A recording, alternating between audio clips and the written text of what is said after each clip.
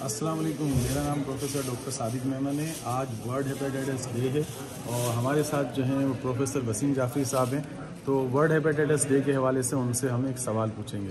ایک مریض کا سوال ہے کہ اگر مجھے ہیپیٹائٹس سی ہو گیا تو کیا میرے سارے گھر والوں کو ہیپیٹائٹس سی اور بی کا ٹیسٹ کرانا ضروری ہے؟ آئی تھنک سب سے پہلی بات تو یہ ہے کہ اس کو کیوں ہو گیا۔ اگر ایک ہی گھر میں جس کے پاس جاتے ہیں، جو انجیکشن کے سورسز ہیں، وہ لوگ ایک ہی ڈاکٹر کو کنسلٹ کرتے ہیں، یا بیسکلی اس چیز کا پتہ لگ جائے کہ اس کو ہوا کیسے۔ آئیڈیلی اسپیکنگ کہ اگر سب کا ہو جائے تو اس میں تو کوئی حرج نہیں ہے، اس لیے کہ وقت سے پہلے symptomatics it's a silent killer basically جب ہو جائے کسی کو تو it is demanding the rest of the family should also get tested, سب کو پتہ ہونا چاہیے۔ Thank you very much. ایک اور سوال ہے،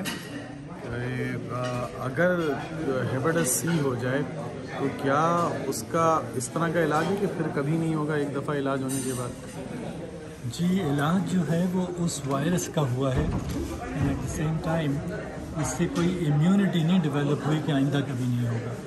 اگر اس کا دوبارہ ایکسپوجر ایسے بلڈ سے، ایسی سرنج سے، ایسے ٹیکے سے، یا کوئی بھی ڈینٹل پروسیجر سے، یا گائنی آپس کا کوئی چیز، مطلب یہ کہ اگر باڈی میں دوبارہ ہیپیٹائٹس سی وائرس داخل ہو، چاہے اسی جینو ٹائپ کا ہو یا کسی اور کا، تو آپ کو ڈیفینیٹلی دوبارہ ہو سکتا ہے۔ تو یہ احتیاط جو ہے بلڈ پروڈکٹس کی اور سیکریشنس کی، یہ بہت ضروری ہے اس چیز کے بارے میں۔ آپ کا وہ وائرس کیور ہو سکتا ہے لیکن ریلیپس نہیں ہوگا، it would be a reinfection. Pakistan کے اندر جو ہے وہ 2003 کے بعد جو ہے وہ بچوں کو بھی ہیپیٹائٹس بی کی ویکسین جو ان کا EPI پروگرام ہے اس میں شامل کر لی گئی ہے۔ تو وہ تمام لوگ جو 2003 سے پہلے پیدا ہوئے ہیں تو کیا ان کو ہیپیٹائٹس بی کی ویکسین کرانا ضروری ہے؟ بالکل ضروری ہے، لیکن ان کا یہ ایج فیکٹر ایسا ہے کہ ان کا پہلے چیک ہونا چاہیے ہیپیٹائٹس بی کا جو پروفائل ہے۔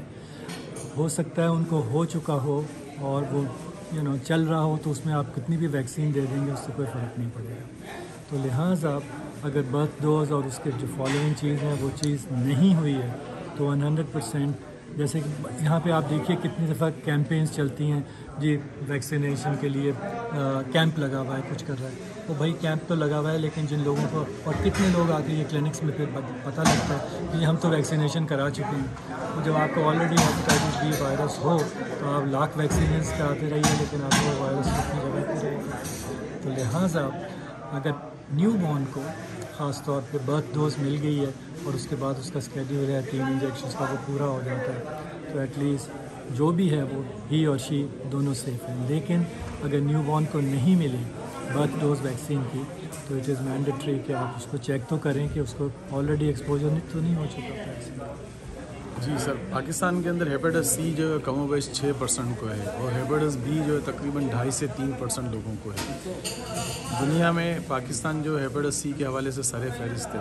سر کچھ موٹی موٹی چیزیں بتائیں کہ ہمارے ملک میں اتنا بڑا جو ہے وجہ کیا ہے کہ ہم لوگ سب سے ٹاپ پہ ہیں ہیپیٹائٹس سی میں؟ بہت ہی امپورٹنٹ کویسچن ہے، اس کے اوپر پورے پاکستان میں ریسرچ ہوئی، ہم لوگوں کی بھی، WHO کی بھی اسٹیٹسٹکس ہیں کہ پاکستان میں تھراپیوٹک انجیکشنز پر انڈیویجول ایک آدمی کے لحاظ سے دنیا میں ہمارا ملک سر فہرست ہے کہ ہم لوگوں کو انجیکشن ٹریٹمنٹ، ہمارے general practitioners, primary care physicians, ویسے بھی لوگوں کو طاقت کے انجیکشنز لگ رہے ہیں، یہ سب چیزیں۔ اور اگر ایک ہی سرنج سے، جس سرنج میں آلریڈی وہ کنٹامینیٹڈ ہے اور اس کو ہیپیٹائٹس سی کا کسی کو لگایا ہے کسی پیشنٹ کو اور وہ سرنج انفیکٹڈ ہے، اور خدا نخواستہ یہی سرنج اگلے 10 پیشنٹس کو لگے گی تو ان میں بھی یہ چیز ٹرانسفر ہو جاتی ہے۔